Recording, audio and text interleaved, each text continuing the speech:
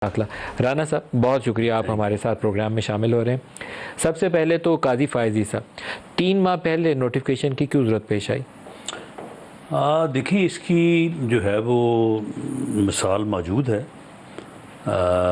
बल्कि 3 माह से भी ज़्यादा अरसा पहले ये नोटिफिकेशन जो है वो होते रहे हैं।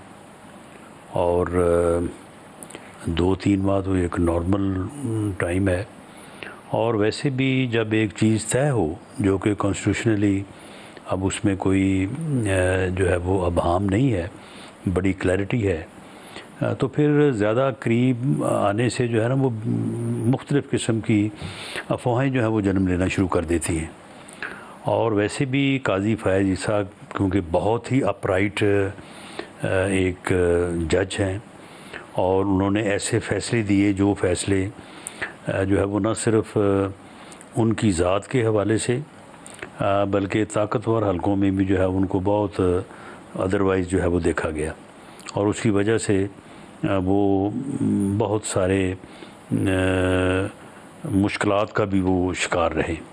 तो इसलिए मेरा ये ख़्याल है कि हुकूमत के पेश नज़र ये बात ज़रूर होगी अमंग अदर थिंग्स कि जैसे जैसे वक्त करीब आएगा तो जिस तरह से ये बातें पहले होती रही हैं कि जी इनको तो जो है वो शायद उस वक्त तक जो है वो जज भी ना रहने दिया जाए, इनके ख़िलाफ़ कोई फ़लाँ चीज़ हो जाए, इनके ख़िलाफ़ फ़लाँ चीज़ हो जाए।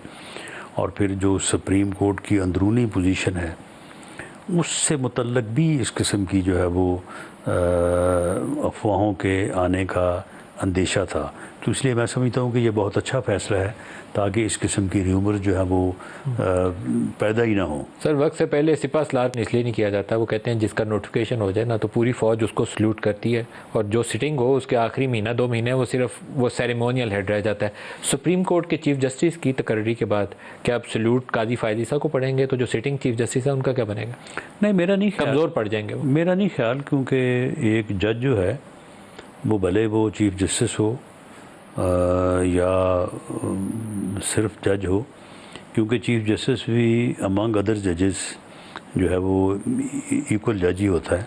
नहीं, लेकिन जो पावर चीफ जस्टिस की हैं वो बहुत ज़्यादा है। देखिए, वो बेंच की तश्कील के हवाले से, सो मोटो के हवाले से। बेंच की तश्कील और सो मोटो नोटिस जिसको कि यानी इतना ज़्यादा जो है वो उसका गलत इस्तेमाल हुआ है कि अब तो सुप्रीम कोर्ट के अंदर से भी आवाज़ें आ रही हैं कि जनाब इन इख्तियारात को जो है वो जितना आर्बिट्रेरी और यानी एक तरफ़ा तौर पे इस्तेमाल किया गया है, तो उसके अलावा तो और तो कोई इख्तियार नहीं है। तो उमर अता बंदयाल साहब के ऊपर आपकी हुकूमत का सबसे बड़ा एतराज़ यही था बेंचों की तश्कील के हवाले से, ख़ास तौर पर एक मखसूस जज के ऊपर यह है कि जितने पोलिटिकल केसेस आए हैं पिछले चंद एक सालों में तकरीबन सब बेंचेस में वो जज साहब मौजूद हैं। बल्कि यही ऑलमोस्ट जो है ये 3 मेंबर्स बेंच जो है यही बेंच चला रहा है एक्चुअली। तो और वो फैसला जो है वो जो पॉलिटिकली पीएमएलएन से रिलेट हो उसमें यही बेंच होता है और फैसला भी पहले ही मालूम होता है कि ये फैसला होगा। तो काजी फायज़ ईसा के आने से आपके ख्याल में इसमें तब्दीली आएगी? मेरा ख्याल है कि काजी फायज़ ईसा के आने से तब्दीली इसमें इसलिए आएगी कि वो मेरिट पे फैसला करने वाले जज हैं।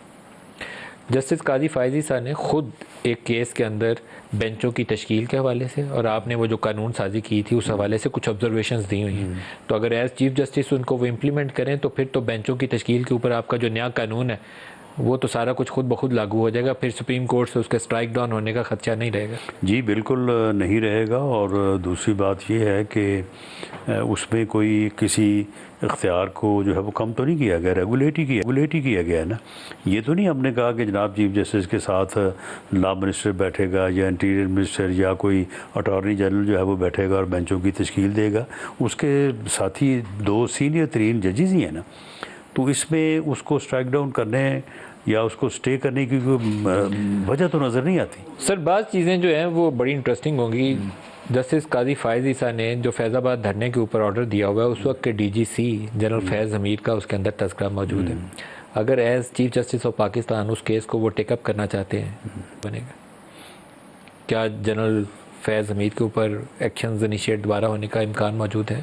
देखें जी, अगर वो करना चाहें तो बिल्कुल वो कर सकते हैं। कर सकते हैं। कर सकते हैं केस अभी है सुप्रीम कोर्ट के सामने जी, द केस इज़ देयर। तो ये अभी एक लटकती हुई तलवार मौजूद है जो किसी वक्त भी किसी के सर पे चल सकती है। नहीं, मैं नहीं समझता कि अगर किसी बंदे ने कोई ऐसा किया है जिसकी रिपरकशंस हैं और जिनके ऊपर बात हो सकती है, होनी चाहिए, तो उसके ऊपर मैं नहीं समझता कि ये कोई तलवार लटकाने वाली बात है। सर बहुत सारी तलवारें हैं इस वक्त हमारी सियासत में। 9 मई बजाते खुद एक बहुत बड़ी तलवार है जो बहुत सारे लोगों के सर के ऊपर लटक रही है। एक ज़माने में सुप्रीम कोर्ट के चीफ जस्टिस ने जस्टिस काजी फायज़ ईसा को इमरान खान के मतलब केस सुनने से रोक दिया था। 9 मई के जो मुकदमात हैं वो या इमरान खान या तहरीक इंसाफ के लोगों के इर्द गिर्द घूमते हैं, उनका क्या बनेगा? नहीं, देखिए, मैं समझता हूँ कि काजी फैज़ ईसा का जो रिकॉर्ड है, जिस तरह से उन्होंने सारी ज़िंदगी एज जज उन्होंने काम किया है, मेरा नहीं ख्याल कि वो भले इमरान खान का केस हो या किसी और का भी केस हो, इवन वो जनरल फैज़ हमीद साहब का केस क्यों ना हो, कि उसमें वो नाइंसाफ़ी से काम लेंगे और मेरिट से जो है बांट जाएंगे।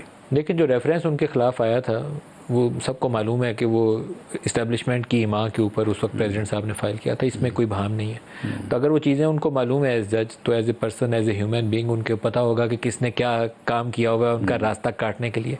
जब भी वो केस टेकअप करेंगे तो एक नई सिचुएशन तो हमारे पास है। देखिए, जज का इम्तिहान तो फिर यही होता है ना। एक जज जो है तो आम नॉर्मल हालात में तो इंसाफ उसके लिए कोई ऐसा कोई मुश्किल काम नहीं होता, लेकिन ऐसी सूरत हाल में अगर वो इंसाफ करता है, ऐसी सूरत हाल में वो अगर वो मेरिट के ऊपर जाता है, तो यही तो फिर जजशिप है। सर एक और जिसका कभी इम्कान मुझे लगता है, वैसे तो जस्टिस जवाद खाजा ने वो पिटीशन फाइल की सिविलियंस के मुकदमात फ़ौजी अदालतों में, मेरा नहीं ख्याल है कि काजी फायज़ ईसा की अगर आप माजी उठा के देखें कहीं पर उस चीज़ को जस्टिफाई करेंगे कि सिविलियंस के मुकदमात फ़ौजी अदालतों में चलने नहीं, तो सिविलियन के मुकदमात फ़ौजी अदालतों में बिल्कुल नहीं चलने चाहिए। नहीं चलने चाहिए। नहीं चलने चाहिए। 9 मई के वाक़यात के बाद भी नहीं, 9 मई के वाक़यात जो हैं वो उसमें सिविलियन के मुकदमात फ़ौजी अदालतों में चलने वाला मामला ही नहीं है।